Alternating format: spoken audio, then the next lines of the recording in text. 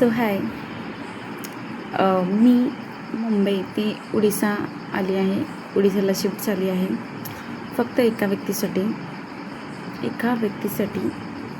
ती माझा नवरा.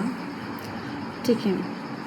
त्या व्यक्तीसाठी मी सगळं काही मुंबईला म्हणजे आपलं महाराष्ट्र सोडून सगळं सोडून मी इकडे आले.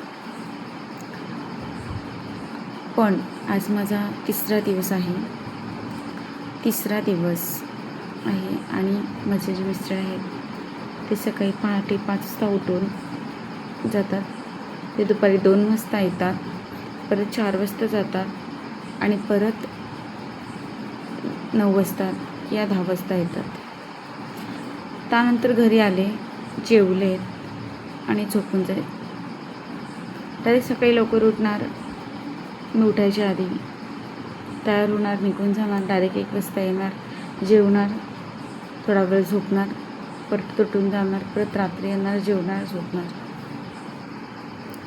मी विचार करते तरी मला बोलवले कशाला त्यांची कामं करायला. म्हणजे बोलणं तर लांबचीच गोष्ट आहे. एक स्माईल पण नाही चेहऱ्यावर त्यांच्या, आणि जबरदस्ती त्यानेच बोलावून घेतलं आहे आम्हाला इथे. तेवढ्या मोठ्या घरामध्ये मला थोडी भीती वाटते. तो माणूस कुंभकर्णासारखा झोपला आहे, उठत सुद्धा नाही. असं वाटतं मी इकडे होते तेच बरं होतं.